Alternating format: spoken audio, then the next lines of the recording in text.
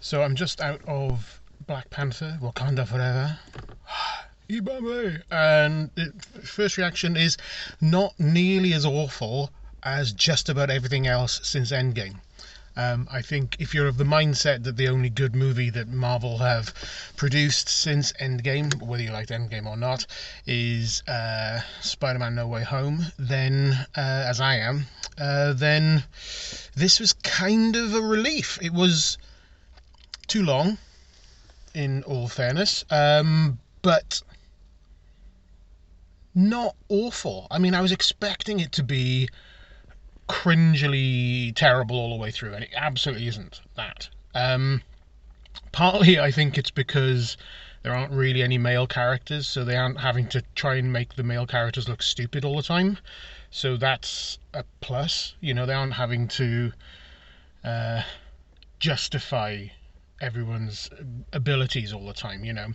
Um, they introduce a couple of new characters. Riri Williams, who is not a very loved character in the comics, and she is not super exciting. The actress is fine. The armor is ugly as all get out. The Her storyline through it is doesn't really amount to much. So it's not super. It could be excised, and the movie would be only improved because it would be shorter. Shuri's, spoilers, I guess. Shuri's journey to becoming the new Black Panther works. She's has the herb and she has the powers and fine. Cool costume. She does look like a lollipop, massive head, tiny little body. But yeah, whatever. I think the thing that people will rail against for this film mostly is Namor. Um, it's just not Namor from the comics. I think if you just accept that this is, new Fishman character, then it's fine and it all kind of works. And the actor is okay. He's nothing special. I didn't think particularly. I wasn't blown away by him. He certainly had no real gravitas, I didn't think, which makes him not very Namori. But yeah, kind of teases for the future and stuff. I didn't hate him as a character, as I thought I was going to, but I went in thinking it's not going to be the cool anti-hero, badass, up his own backside kind of Namor from the comics, right? He wasn't going to be that, and I knew that going in. And he's not that. He's something else. He's more boring than the comic book version, but he works within the film. There's plenty of M'Baku, which is cool.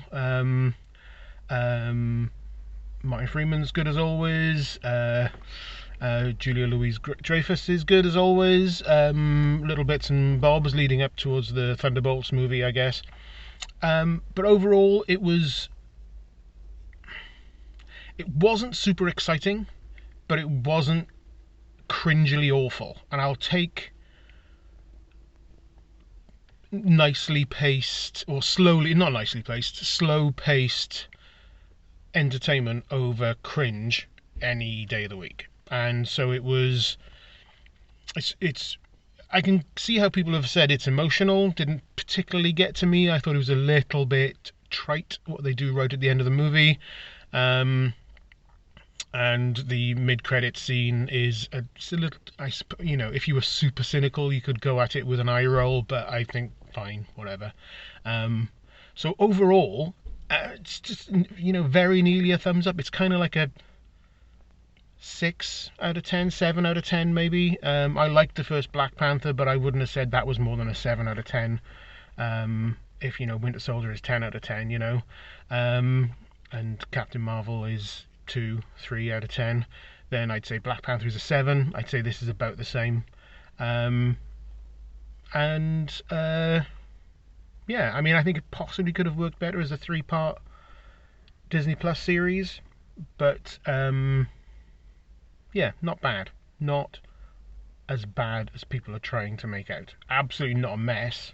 Ryan Coogler continues to make solid films. I think this isn't as good as Creed. I don't think this is as good as Black Panther, but it's solid, and it knits together, and it holds together, and it works. So 7 out of 10.